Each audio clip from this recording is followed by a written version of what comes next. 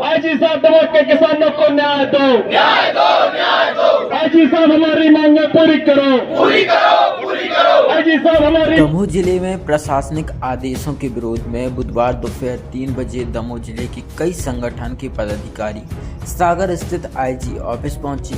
इस दौरान प्रदर्शनकारियों ने स्वयं को जूते मारकर विरोध जताया। उनका कहना है कि दमोह प्रशासन हमारे मुंह पर जूते मारने का काम कर रहा है, इसलिए हमने प्रतीकात्मक रूप से ऐसा कदम उठाया।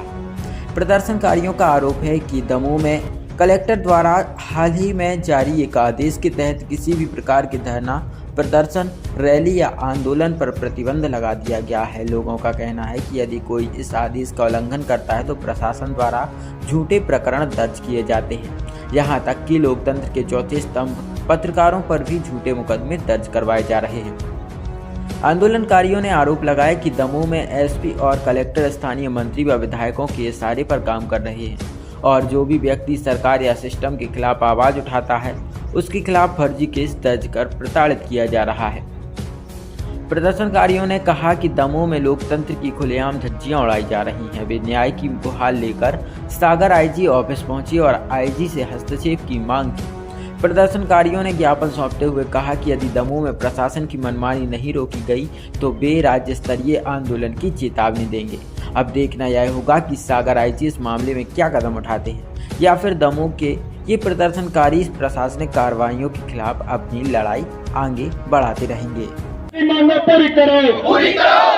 जिस प्रकार से दमोह प्रशासन उन लोगों के मुंह पर, मतलब हमारी टीम जो लगातार किसानों की, ओबीसी, एससी, एसटी की और हर वर्ग की आवाज़ मार रहा है, जिस प्रकार से प्रशासन प्रत्यक्ष अप्रत्यक्ष रूप से हमारे मुंह पर चप्पलें मारने का काम कर रहा है, हम लोग को झूठे केसों में फंसाने का काम कर रहा है, उसी को लेकर आज हम लोग आईजी साहब के यहाँ आए थे, आईजी मैम के यहाँ आए थे कि जब दमोह में लोकतंत्र की हत्या की जा रही है तब जब हमारे दमोह से सारी उम्मीदें खत्म हो गई हैं, क्योंकि कलेक्टर साहब, दमोह के एसपी साहब, दमोह के मंत्रियों, दमोह के विधायकों के सारे पर काम कर रहे हैं।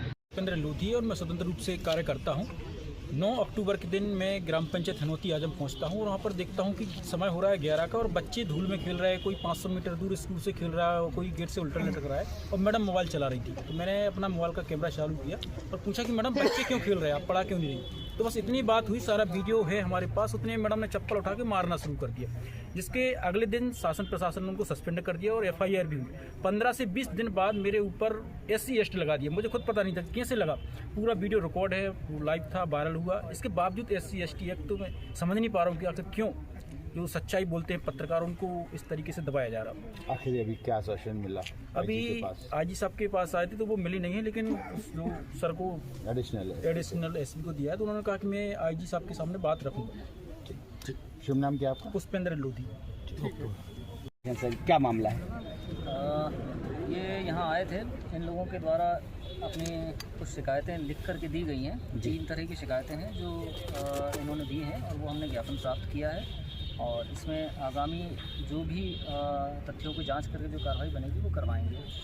मामले क्या क्या है सर? थोड़ा सा कुछ डिटेल क्लियर में। कुछ शिकायतें हैं जी, और डिटेल तो मैं अभी बहुत ज़्यादा बताने की स्थिति में नहीं हूँ जी जी, क्योंकि उनमें इंक्वायरी होना है, जांच होना है, जांच की जो भी तथ्य आएंगे उसके हिसाब से कार्रवाई। ये जिनने पीड़ा बताई आप आईजी मैम को बताएंगे? जी, मैडम के नाम से ज्ञापन है जो लिया गया है। कुछ अभी जांच के लिए कुछ समय दिया क्या क्या क्या कैसा है? वो सारी चीज़ें डिस्कस हो गई हैं आगे ठीक ठीक।